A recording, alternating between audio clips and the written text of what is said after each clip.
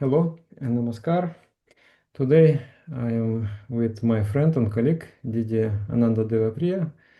She is a long-time practitioner of meditation since almost 30 years, about like myself. And she is a teacher of meditation for the women, and she is a philanthropist. She is working with, has a children home in Romania, taking care of kids. And um, we have many times philosophical discussions with Didi, and many times we have a lot of differences in opinion.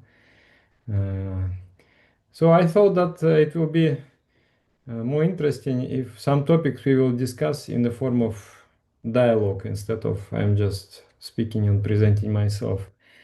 So today the topic is we are going to discuss karma, the law of karma. And yeah, and if you have any questions, then please let us know. We have collected several questions from our comments in YouTube. You can always count that if you leave the comment in the under the videos, we will collect them and we will address them in one of those streams. And we are planning to do the streams every Monday. So Didi, how is everything going and how are you? Where are you? Yes, namaskar, Dada. I am in India, so excuse me if the connection isn't the greatest. And you might hear some explosions behind me, and it's because today's Deepavali. So it's a big festival here in India. Everybody is lighting fireworks and all kinds of oil lamps and candles, and it's really beautiful, actually, But noisy. but noisy. Okay, so Dada, this topic of karma, people are really have a lot of questions about. But I think maybe you should start out by just clarifying what is karma actually, because in our philosophy we use another word, samskara. Maybe you can clarify a bit the terms. We use both. We use karma and samskara. So karma means action, the direct action. And samskara means what action leaves behind, or the impression in the mind, or the action in its potentiality, reaction to the action in its potentiality. So, in a common parlance, in a common understanding, the karma is something like fate, something which is supposed to happen to me due to my past positive or negative actions. We can say good karma or bad karma. I have done something good in the past, so today I am enjoying the great consequences of my good actions, or I have done something really naughty in the past and today I have to suffer.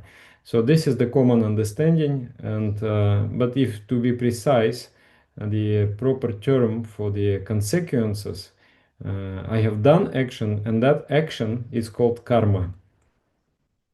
So collections of those actions people call karma. But to be precise, in philosophy we use the term samskara, which is the reaction to the action in the potential form. It's just like, for example, you are charging the spring, and that spring has the potentiality to recoil back into its original form and release some energy. So samskara is the energy in the potential form within the mind, uh, Mm. and it must be expressed sometime, today or tomorrow or after 10 years or maybe after 1000 years. It has to express itself because it is an energy. You cannot get rid of the energy. The energy is the law of preservation of energy. It has to be upheld not only in the physical but also on the mental sphere. When you're talking about potential energy, it reminds me of like high school when we were doing physics and talking about kinetic energy and potential energy. Is it something similar? Can that be used as a metaphor? Yeah, it's almost identical, just on the mental level. Because normally physics they deal with the physical universe, but mostly the mental sphere or spiritual sphere is totally unknown to science, you can say, or researchers. It's just like, let's say, let's analyze the mobile phone. So mobile phone has a hardware, that's the physical world. Then it has the software, that is the mental world. So if you want to understand how the mobile is going to behave, you need to not only know the hardware, you have to also know about software. And Mm. and there is an operator of the mobile phone, like Dada Sadananda is using the phone, and Didi Devapri is using the phone, and that is also determining the behavior of the phone, no? So the common modern science is trying to understand the reality only by studying the physical arena of life. And then it's quite, even if you take such a simple device, comparatively simple, as a mobile phone, you cannot really predict the activity of the phone without knowing the software and without knowing the profile of the operator who is going to operate, Didi Devapriya or Dada Sadananda. So Yeah.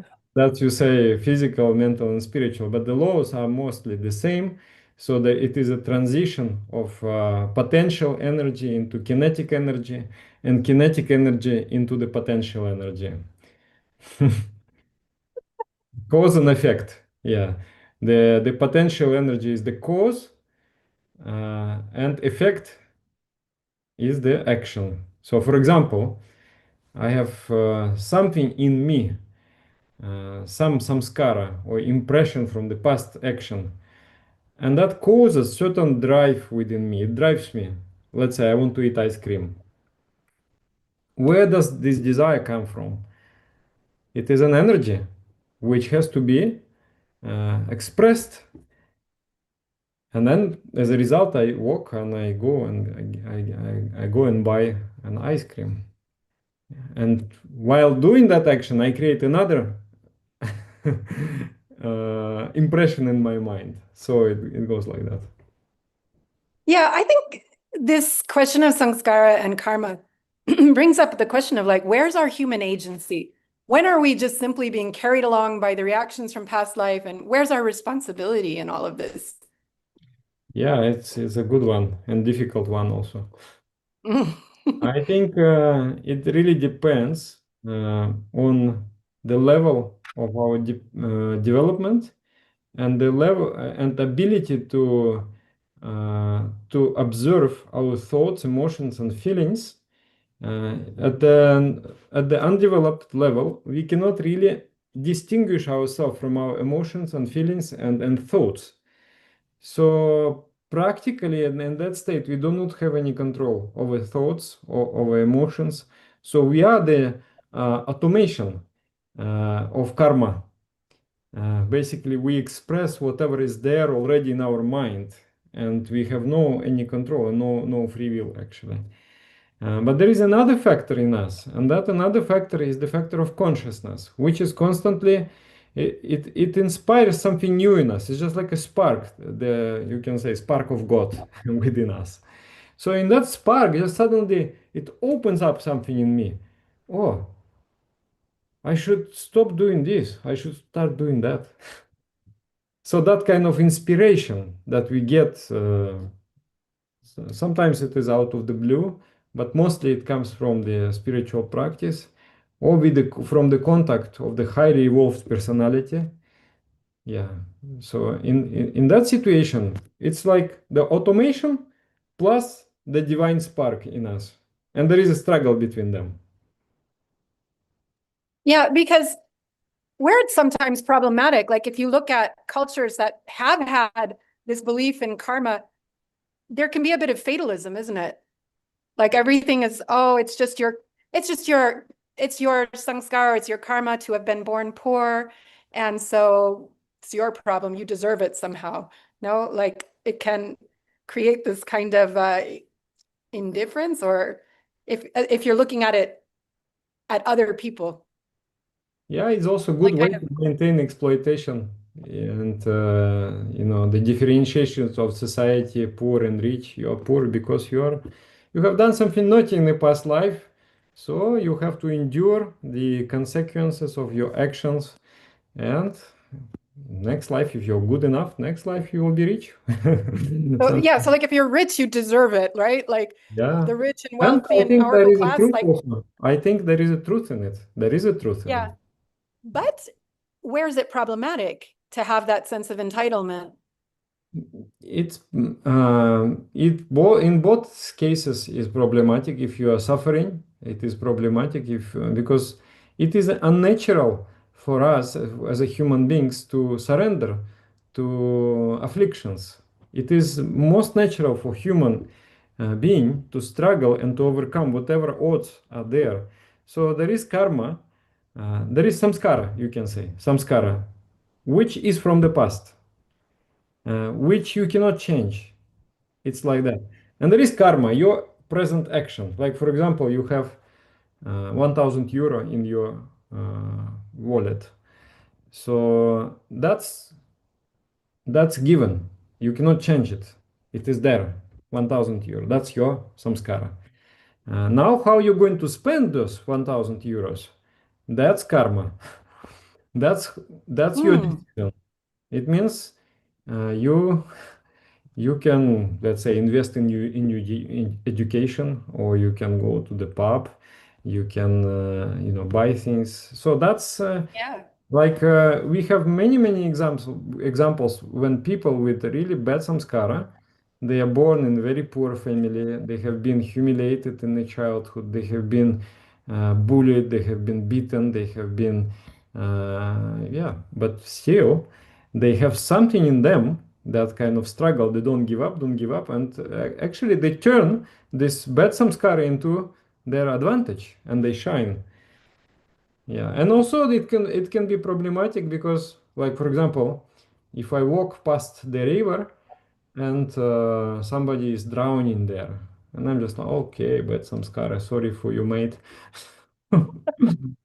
So, but if you think about it, isn't it not my samskara? Is it not my karma that I happen to be in this place to really to give you a hand of help?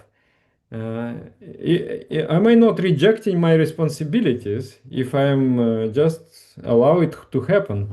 So, in my opinion, when there is a suffering in your close circle, or even I think, okay, your body, your mind, your first responsibility, then there is your family, then there is a wider and wider and wider, and eventually, I think we have responsibility for as much as you can reach. I mean, first yourself, then family. You become more and more powerful, and then finally you take responsibility for the entire universe. And that's what you and me, that's what we have given the vows to Yeah. take on the shoulders the responsibility for the entire universe, not only ourselves. Yeah. So it shouldn't be a excuse. No. It could be used as an excuse, but it shouldn't be an excuse, right? For spiritual development, at least. It is an unnatural. So spiritual laws, they cannot be unnatural. They're natural. There is this idea of dharma. So nothing can be unnatural in spirituality. So, and this kind of indifference to the suffering of others is unnatural. And acceptance of your suffering is also unnatural for us. So therefore, it is not dharmic. Therefore, it is not spiritual. If one just simply blindly accepts exploitation and humiliations and mistreatment and discrimination, so that is actually against our spiritual nature. It is also a crime to accept that. It is crime to impose it, but it is also crime to accept it. It is also improper to accept it. So we have to struggle and to improve our lives.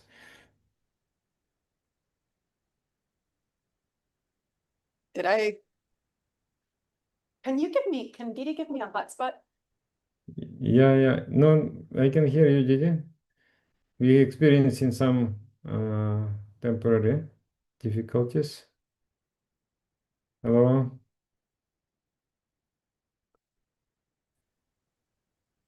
I Yes, now lost you we can hear there. you. Sorry about that. Please go ahead. Are you back? Yes, yes, I'm back. I'm here. Okay. Uh, and there were some questions here. How can you tell the difference between samskaras that you're carrying from the past and new ones that you're creating? Didi, can you give me a hotspot maybe from your phone? A hotspot from your phone? How to tell the difference? Yeah, in fact, there are many kinds of samskaras. Mostly you can categorize in three categories: acquired, inborn, and imposed. So acquired is something which I acquire now in this present life through my direct actions. Uh, Inborn is what I carry from the past lives. You can see it so much in the kids. Like some kids, they are born with the genius. You just cannot understand how in 5 years of age, these kids are capable of playing the musical instrument like they're maestros, they're professionals. In my family, my sister and myself, completely just same parents, mother, father, same toys, same clothes that I used to wear her clothes because I was the younger one. Uh, but we are so different, so completely different. You almost Yeah. unrecognizably different. So Yeah.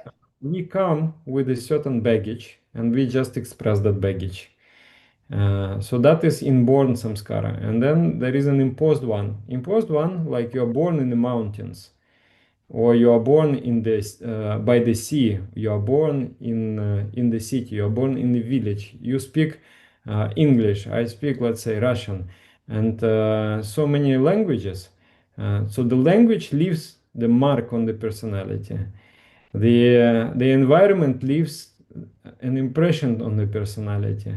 The education leaves the impression on the personality. So we are formed by our environment. So these three things, they form um, psychology of a human being. That's what affects us. So in this, through direct action, I make an effort and I change myself and I change samskara. Mm. When I'm born, I come with a certain baggage. When I go through education or I'm in a company, in a particular company, let's say if you will be just moving together with Dada Sadananda, and after some time you will see that there is, effect. We are affecting each other. We start to mirror ourselves in each other, whether we want it. Yeah. I don't. I may not. I may like you. I may not like you, but if I interact with you, I will acquire certain reflections of yours. Interesting. And which one is that? Imposed? Imposed, yes. That's imposed. Yeah, so like that's also explaining a lot of cultural differences, right? The type of education, some kinds of direct and indirect prejudices that we might have. Things like this are also part of imposed samskara. For Things we sure. like in certain cultures, they like certain foods and they dislike others, you Like know. Indian people, they never eat anything else. They eat just like what mother cooked. Whatever country they're so strong, the Right, chili. Yeah. imposed samskara is so strong, you have to be that way. Yeah. Yeah, yeah, true. Um, in this kind of differentiating between something new and something that's coming from the past, one thing I was thinking is, when you're like, if you've just had an interaction with somebody and it keeps repeating in your mind, like, you keep going through it, like you keep playing like on rewind. No, the mind is just going around and around and around. This is kind of a samskara forming in that moment, right? For sure. For sure. That whatever you are coming in contact with, whether it is the object or it is a mental object, that object will be imprinted in your mind. So a Sometimes thought, you're like, I'll just leave it alone and maybe it'll go away, like, and eventually you will, like, every time you remember that conversation, I cringe and feel a little bit embarrassed. But, and then you just try to like block it and hope it goes away and not deal with maybe it was something that you did that was rude or hurt somebody's feelings, and you keep doing this replay and thinking, oh, that was. But if you leave it there, you will forget it. But now what's happened on the level of samskara? It depends. It depends. So if it is just if you have hurt somebody, uh, definitely it's just like I compare the samskara with the propulsion engine, aircraft engine. So the propulsion engine moves this way. It ejects some substance with a great speed. So some substance goes out into the world, and in return, it gives the impetus it propels the aircraft forward. So also, when we eject out something out of ourselves with a great speed, let's say we eject something hurtful out of ourselves, so it also propels us. So the moment I do something, I express something in the external world, it gets imprinted in me also. I I change something in the world, but to affect that change in the world, at the same time, I'm changing something in myself. Mm. So if it is expressed externally, it is very strong. If it is just mental, it is not so strong. But if you constantly repeat it, repeat it, repeat it, repeat it, it becomes ingrained. Your brain, neuroplasticity of the brain will adapt to that thought. It will become what you are, like what you think, what you say. Basically, if you want to change yourself, you have to change what you say. Something you say externally, something you say internally. Because what we say, we believe. So slowly, slowly, you form an opinion about yourself, or not even opinion, but a very strong belief, identity, what I am, who I am, uh, due to what you say. Yeah. So the change starts with the mouth and with your thoughts. And it's also, I think, relevant for how do we free ourselves from a samskara? If you feel that samskara is starting to form, you can push it away and try to ignore it, And you see this even in relationships, like, some conflict happens and it's kind of difficult to solve it. And so you ignore it. Okay, it just seems to go away. Everything seems back to normal. And then the next time something similar happens, it's accumulating. No, so at some point, all of this unexpressed energy is going to explode. Maybe from something small, it erupts into like a big argument. So how Mm. can we, if we, and that's just like within a relationship happening today, but maybe, how the way that the small things accumulate and then eventually become an explosion is similar to the idea of how the samskara accumulates and it becomes stronger if it stays in storage for a long time, versus dealing with it as soon as possible so it doesn't become an eruption. Do you understand what I mean? Yeah, more or less, not completely, but yes.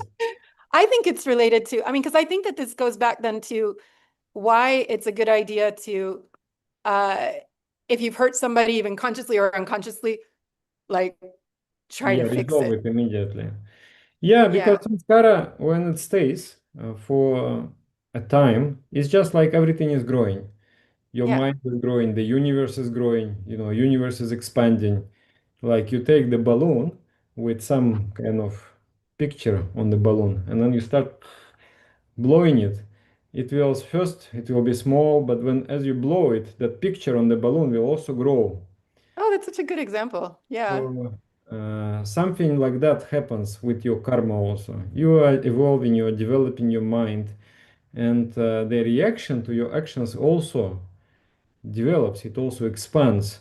So it is advised in the spiritual teachings that whatever you have done, the moment you have realized that you have done wrong, you have done a mistake, that the same very moment you try to fix it by atoning for it, and by Yeah. if you hurt somebody, you go on. correcting it and try to soothe the person, try to compensate the person, to remove that pain. So in that process, you eliminate also part of that, not everything, but part of that samskara you eliminate. Yeah. That's a really good reason then to do that. So you don't have to, it's like either you're going to deal with it now and it might be awkward and uncomfortable, but if you, it's never going to get any easier. It'll only get actually harder because it's going to, like your balloon image, it's going to get bigger if you leave it Uh, unresolved.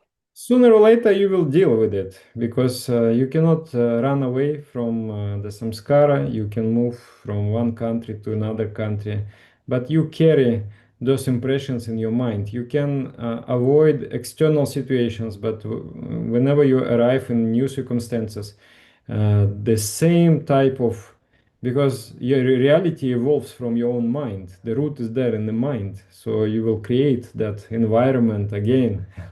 And you will, how come? Like I had a friend, he said, Dada, every car that I buy, it has problem with the transmission.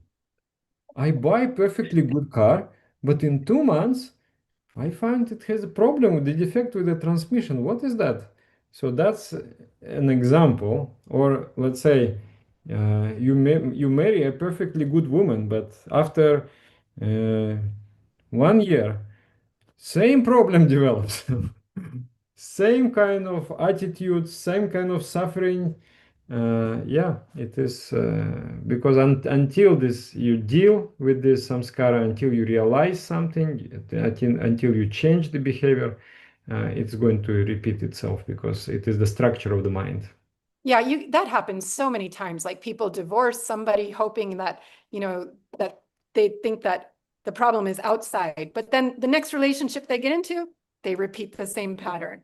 Yeah, so it does seem like you have to uh, take a type of lesson and change and evolve, to finish the samskara. So this is, I think, next question would be like, how do you become free of Yeah, samskara? How yeah, do you stop just going around in these patterns? Like what are the processes that make us free? yeah. This is great question. So three ways are there: two natural and one supernatural. So, natural ways, number one is meditation, because your mind is just like a river. It is flowing and it follows a particular pattern. And that pattern is replicating itself all over and over and over and over again. We are just like a flow. But the moment, like for example, you're in a certain environment, and you are the same. It's like year after year, you are just recreating yourself. But if you break that environment suddenly, you change the scenery, you change the activity, then you will remember, oh, 2 years ago I was completely different, totally different. It's just because you have stopped that flow, that particular flow. So in meditation, what we do, we transcend the mind above the environment, above the body. Because what is the flow of our mind is forth and back. I go uh, feed the feedback, my senses, they constantly sense the environment like that.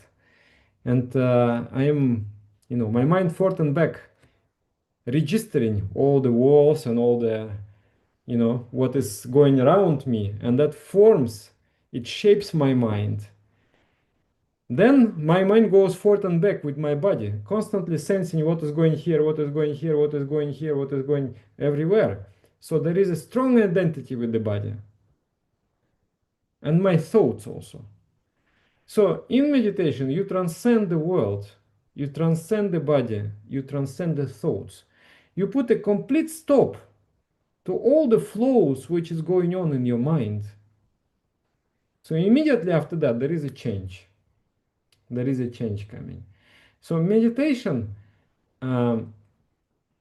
is just like another example. You take a seed of wheat and you put it in the ground. It will grow. It will become 8 seeds. Then again you put it on the ground. It will grow. It will become what? 64. Again you put.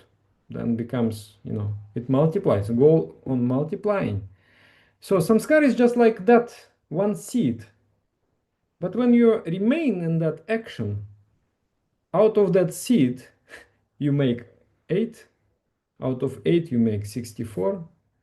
And you go on and on and on. So in meditation, it stops the process of that original action. You stop. You are not flowing anymore. You understand what I mean or not? Am I clear? You're breaking the flow of the mind. There is no more. You put a stoppage. And that original seed stops growing. It is called Dagda Bija, burnt seed. It means you will have to endure the consequences of that one original action. But that one seed doesn't cause any more actions in your life. So that's why meditation is so important, to stop growing of those millions and millions of samskaras that we have accumulated, and just burn them as they are. Yeah, you. Yeah, I love that example of seeds, like how one seed multiplies into so many seeds. You just plant one seed, but then when it becomes a new plant, it creates a whole bunch of new seeds. I think that's a great metaphor for the multiplying quality of samskara, how they tend to be. But why? Why does it work? Why does meditation stop them growing? Like, what actually is the mechanism of it? Yeah, because how the seeds multiply, it is action. So there is a seed in you. So that seed propels you through a desire that you experience, through an aversion, through fear, whatever. There are many kinds of emotions. So it propels you to the new action, and new action is like a planting a new seed. So in meditation, and it's just like a structure of your mind. That's how you make. That's what you do, because that's what you are.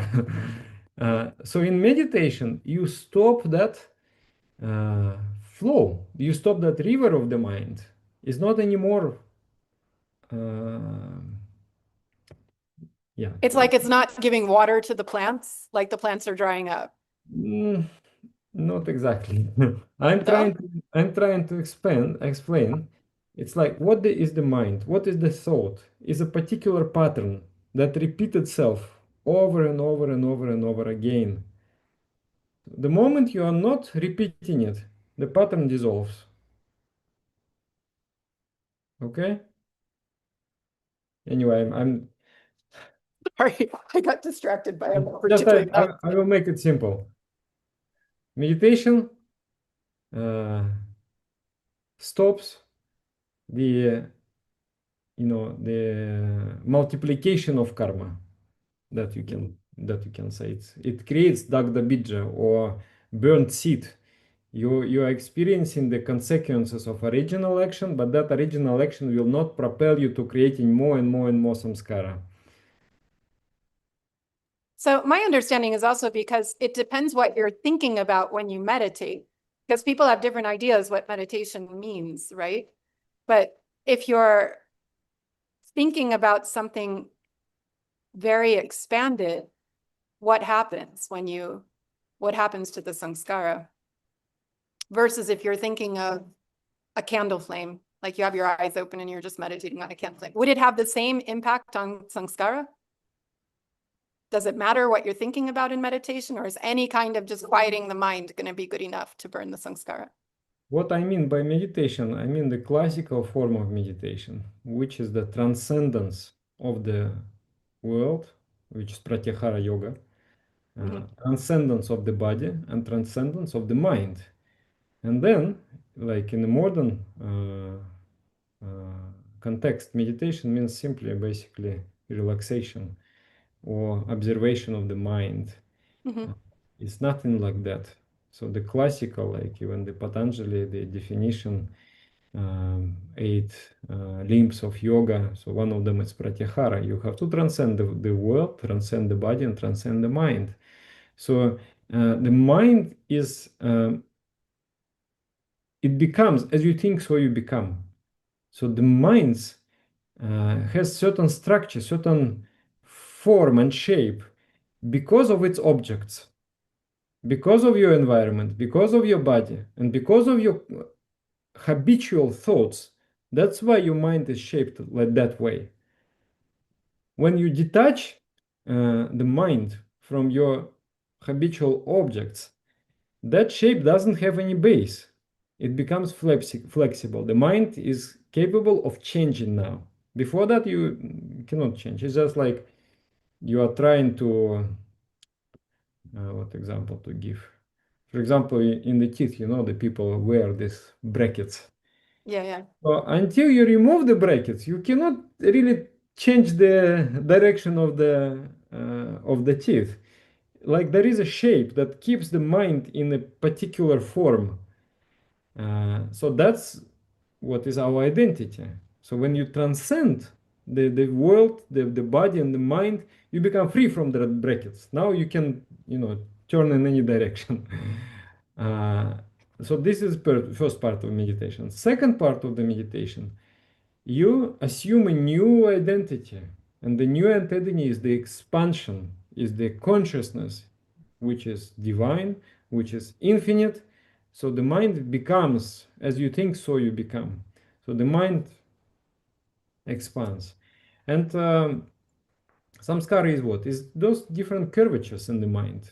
And you meditate, you ideate on the entity which is without any curvature, on consciousness, Right. on pure consciousness. So this practice has to expel the karma from the mind. It has to purge all the samskaras from the mind.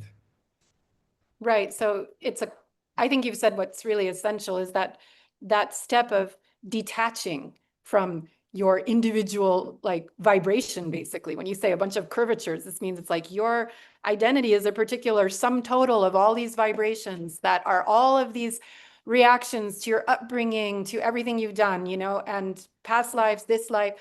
And then not only detaching, but attaching your mind to something that's transcendental, to something that's expansive. And that's actually purifying, or like giving your mind this state of freedom. But then you open your eyes, meditation's over. What happens? Do you remain free? Then you still have you don't be so quick. You still have some karma. It's just like you created the process. Um, they're on the way out. The karmas. You uprooted them, but they're still there. They're still there. So now you have to find a harmonious way to digest those karma and to be completely free from that. And that is the way of service, on the path of service. Because in the service, you create the samskara by selfish actions. Mm, Selfish means when you're acting, you're very much aware of your ego. I mm. am doing, yeah. So, and that is become very strong under the influence of the enemies of the mind: greed, attachment, jealousy, pride. So those type of actions motivated by these forces, it's very difficult to perform beyond the ego. It's like a very definition of the ego. So the activity which is beyond anger, vanity, pride, attachment, jealousy is a service. You're doing something good to others without expecting anything in return. But you can get a lot of ego from doing service and think Yeah, you're you pretty can. great and that you're pretty virtuous and that you're a great person and stuff like this. So that also is ego, right? You can start in the Stone Age. You cannot go immediately to nanotechnology. So you start in Stone Age, making the stone axe and the what you yeah different primitive instruments. So, and then later you go to nanotechnology. You cannot immediately do action in a completely selfless, egoless state of mind, but at least you are doing a little bit higher, with a little bit higher motivations. But And what this makes it one, egoless? How to get rid of that natural ego that comes when you do something good? I think, general satisfaction. Like if you are in the state of bliss, if you're in the state of happiness, if you're in the state of completeness, you do not require any thank you, you do not require any gratitude from other people, and because you are already complete, you're already happy. When people are in the state of emptiness, they need so much validation, they need so much, oh, you're great, great, great, great. But when you are in the state of completeness, you are actually, you do not require. It's just like a child. The child is taking, give me, give me, give me. Is the nature of the child. An adult is take, take, take. So that's and then it's true in our normal life, and it's true also in spiritual life. It is the process of our evolution when we become mature. When we reach that kind of adulthood, we are complete, we are rich, and that richness we want to. And our requirement becomes to please accept my riches. This is just a state of generosity, not like fear keeps us small and holding back and wanting to get. No, so this is like achieving a state of generosity, sounds like what you're describing. Yeah, and it comes, answering your question, it comes from the balance of two things. The happiness. We become happy when we follow our true nature. And what is our true nature? The Dharma. Mm. When we achieve the state of flow, when I receive and then I give. So if I close pipe here, there will be no flow. If I close pipe here, I open here, there will be no flow. If I get, but I do not give, there is no flow. If I give, but I do not get, there is no flow. So it is in a very genius way, the spiritual practice designed such a way that in meditation you receive the inspiration, you receive the energy. And what is energy? The energy is the ultimate source of every richness, right? I mean, what is there? Why today world, fighting for oil? Why? Because that's the energy. Energy. Because energy you can convert in anything, in everything. So in meditation, you receive spiritual energy. Now you take that energy and you release it by doing something good for others. You empty yourself. Now you are ready to fill yourself. And then again you empty. So the electric bulb is not storing electricity. The electric bulb is conducting electricity through yourself. So when you are in that state of flow, then you are blissful, then you are happy, and then you feel complete, and you feel like, yeah, I want to give. Yeah, yeah. If you ask So, me, Dada, what you want? I don't want anything. Why do I need to want? My life is so already perfect. Maybe I want something for, to grow for my goals in society. But for myself, I feel very satisfied. yeah.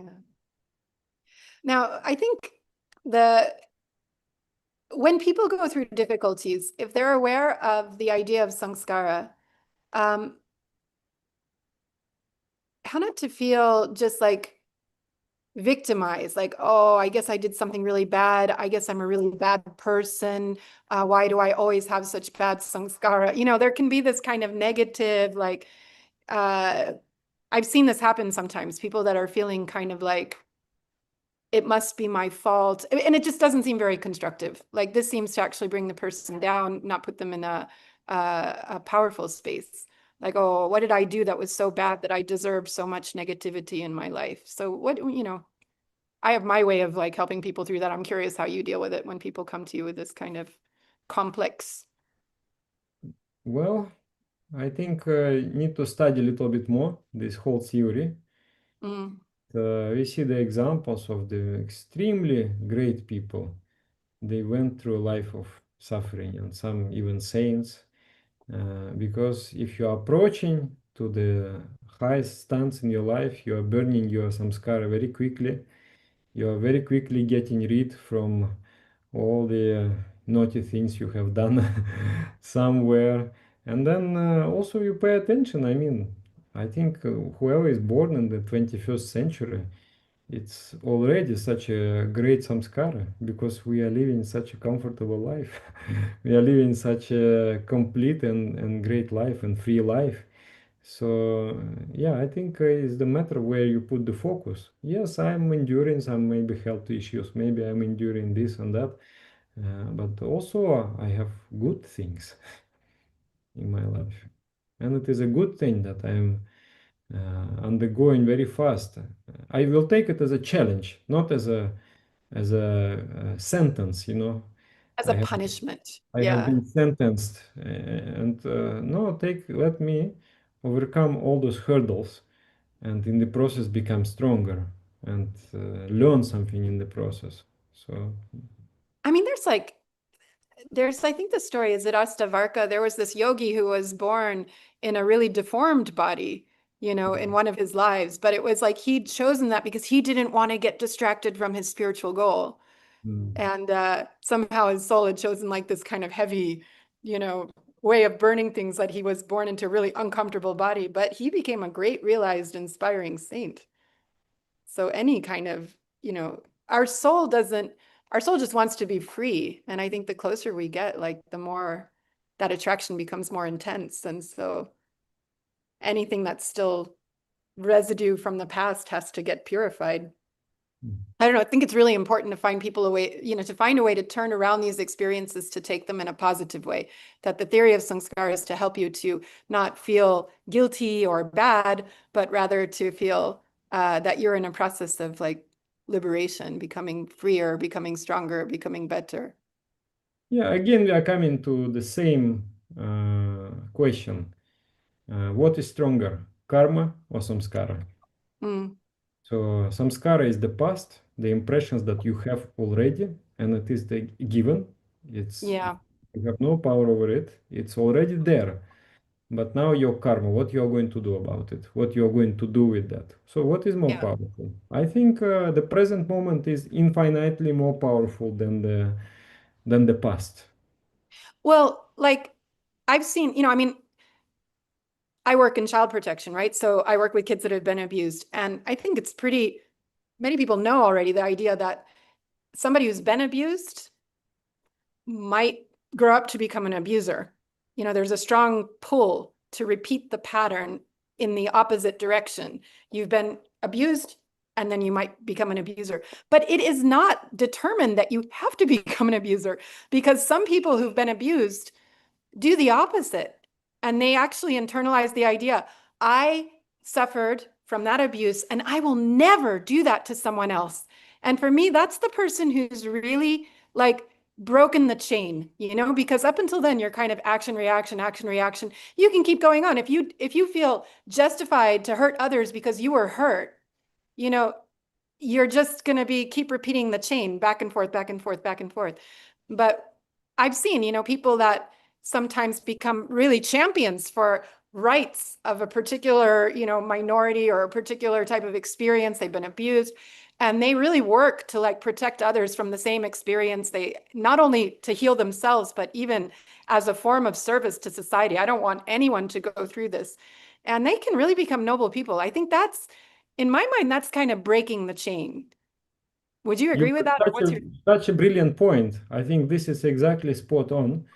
And this the whole idea, there is this karmic management by yeah, yeah, what yeah. was his name? This the propounder of this theory. I like that very much. So yeah, if you are sick, help the sick people. Or if you are suffered from, alcoholic parents, then help other people who are suffering from the same thing.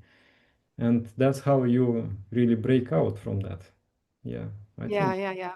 it's a great Because at point. some point in the root of your samskara, you might have done the same thing.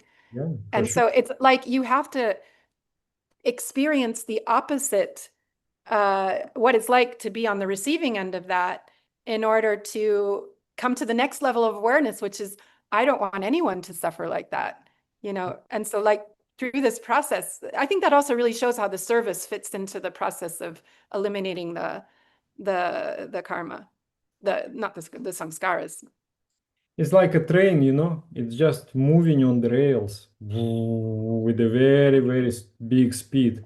And to turn the rain and to give it its a new direction, it's a big effort. It's many times we fall into the patterns. Like I speak with different parents, they say, you know, I was really resenting what my father did to me. And now I find I do the same with my children. I'm just like my father now. Yeah. And then there is this realization, this awareness comes. No, no, no, I have to little bit change. And then there is this uh, habituation, there is this kind of, you know, drive, very strong force is propelling you to this particular form of action. And it's just like repeating itself. It's samsara, you know. Yeah, Again, yeah. again, the same thing and same thing. You're stuck in that. So until you decide one day, no, I'm going to change this. So Do I'm not something different. Yeah. do something different. I will not allow myself to behave the same way that I have resented once. Yeah, I know that you also have worked with radical forgiveness and things like this. I think this is also connected, you know, to get, I think as long as we're in the victim stance and feeling victimized by our samskaras, you know, we're not free. Yeah. So this process, can you want to comment on that? Like how the Yeah, I radical think forgiveness is related to releasing samskara? is about uh, because samskara is in our philosophy it says прижито поварга. No, what was the sutra? No, no, no, прижито. There was Hitachi. Anyway, I'm now missing the exact verse in Sanskrit. So it says the expression of samskara is the part of cosmic benevolent mechanism. So to purify the mind, you need to go like the God gives you the tools to purify your mind. He sends your way the tools to purify your mind, and you resent those tools. Like you come to the dentist, and then the moment he start to drill your things, you start beating him. He's doing some medicine with you. And then of course it's a very subtle line. I mean, it's not to be a victim and not to allow yourself to be abused. Okay, this is my karma, you know, I'm receiving it. You have to externally set up the boundaries and not allow other people also to create bad karma. No, like for example, if you put, you know, money on the table and you know that there are some people with a stealing tendency, you don't do that because they're going to steal it, and you are part of the problem because you create the opportunity for them to steal it. So you have to take care of other people also. Do not allow them to do antisocial activities.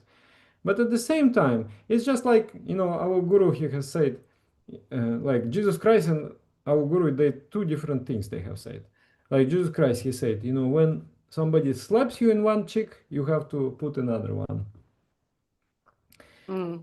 And our guru says, when somebody slap you in one, you have to slap in two. It means you have to, you know, eye for an eye. You have to, there has to be inevitability of responsibility.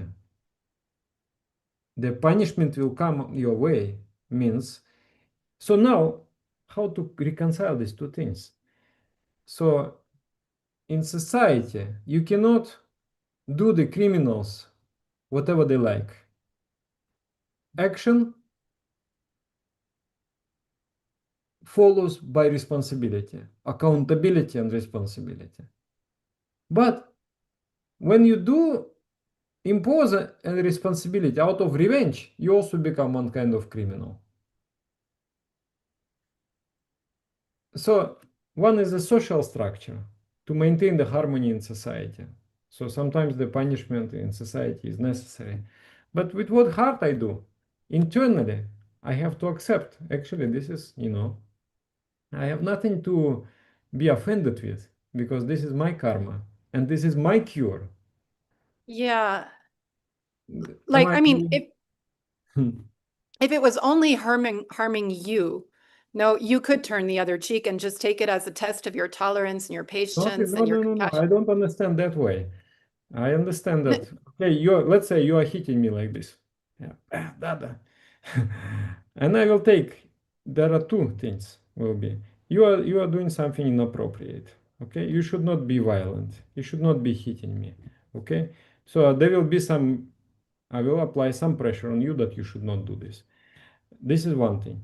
Uh, you did it as a, you have done crime against society through your violence. Yeah, Okay, this is what I meant. Yeah, so like this will not be forgiven. But internally, I will forgive you. Internally, I will recognize this is my karma, and she has, expressed my karma. I don't know, I do not support this activity that she has to do like this, but I know why she has done because it is my karma. That's why I got. Huh? Okay. But I have a social responsibility also not to allow that kind of activity.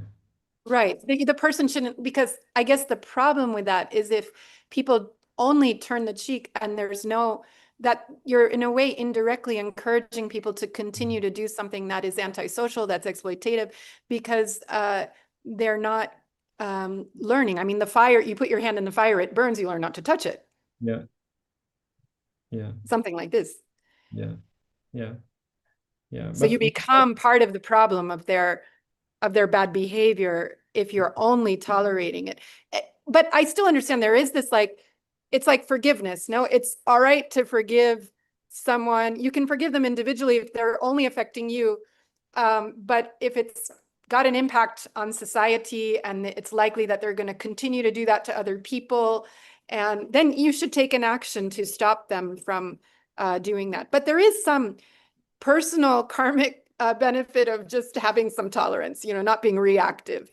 Because I think there's really like, you have to be really honest with yourself because a lot of people would just be reactive. It would be like hit and hit back is kind of like, I was abused, I'm going to abuse back. yeah, It's like repeating the chain of the karma, and nothing's getting burned or getting released or getting free from that. So you have to be really pure and strong inside of yourself to be able to teach someone, even in a harsh way, without getting caught back in that action and reaction cycle. I yeah, think you that's should not not be easy, revengeful. actually. It should be your action should not be a revenge Yeah. internal. Yeah, like with when you become spiteful and angry and you want to, yeah, And rather it should be chosen. It should be chosen. There's a difference between a reaction and a response. right. A response is the appropriate, you know, it like me understands the behavior and you're choosing a response. But a reaction's impulsive. A reaction's not thought about. A reaction is just on autopilot. It's just like a reflex. You hit the knee and it jerks. So that has no control, and that's not helping. I don't think that's educational then for the other person. You're just getting caught into their bad energy. Like you're not having any transformative effect on them if you're just at the same level of reaction. No? Yeah, I think first have to go with the recipe of Jesus Christ, and second we go with the recipe of Buddha. The Because advanced practice, actually. yeah, yeah, because if you are in a state of anger, you cannot respond rationally. So first you have to deal with your anger. First you have to not only accept that you are getting karmically, suffering, but also be grateful for that. To understand, okay, this is actually it is my cure. It is the liberation for my mind. And then once you have dealt with the problem, then you go on responding. Anyway, it's very beautiful theory. It's not so easy always in practice. No? In practice, I find it takes a lot of spiritual effort to to find understanding, to find also compassion to the person who hurts you, to find this kind of wisdom, and to find also the strength to respond and to discipline, because it is sometimes very easy also to forgive, because it is another kind of weakness. Revenge or anger as a weakness. It's for sure, it is a weakness. But this premature forgiveness is also a weakness. Hmm. So we are very, subtle path. We have, Um, like children, for example, it is easy to sometimes the parents they allow the children to do what they like. They don't set any boundaries, because to set the boundaries it is hard. It is a work. It is a labor, and then they in that way they hurt the children, because they grow without understanding what is the word no. And they are going oh, to land one day, and they're going to hit with the yeah. reality, and they're going to actually be that's a disadvantageous education. So parents, in spite their love, they should work to set the boundaries. So it's the recipe is very simple: love and boundaries.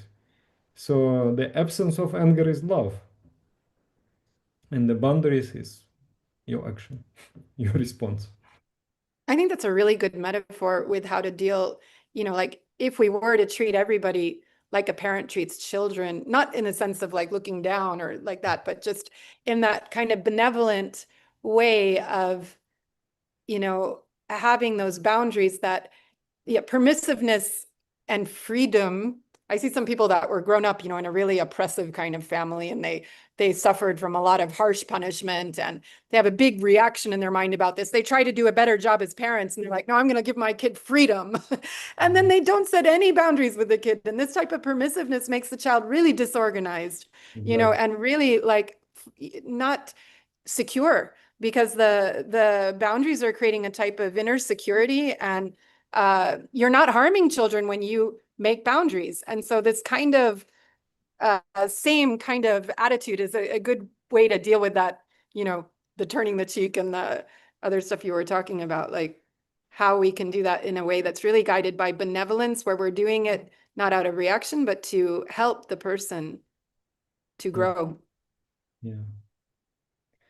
Do you want to end here? Because I would have more questions for you, but Um, I have a big one. many questions more. We can.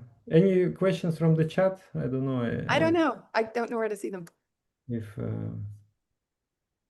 they have sent me anything. Because one question I think that comes up a lot when you bring up the subject of karma is, people have this question: if God is good, then why is there evil in the world? And I think this is very much linked to a clear understanding about samskara. Um, first of all, this concept of evil is very relative. What is evil? And there is no even absolute evil. Some people they tend to demonize certain things, but then those very demonic things they have propelled the human civilization forward. So you cannot say that there is evil. Like, okay, let's say, mm, uh, Well, why would let's, a child have to suffer? yeah. Let me just elaborate on that. For example, the anger, that's the cause of all misfortunes. Like I'm beating somebody, I'm expressing the violence, right? So you can say the violence, but violence is born out of anger. It is born out of greed. It can born out of lust and these kind of things. So we can say that lust is evil, but without lust, humanity doesn't exist. It doesn't. We die out. It is a necessary mechanics for survival of the human race. Without anger, also the humanity cannot survive. That very anger allows to set up the boundaries, and without greed we do not progress. So you cannot say it is an absolutely evil, but mm, my definition of good and bad: good is your next evolutionary step. That what propels you forward in evolution, that is good. And that what propels you backwards in evolution is bad.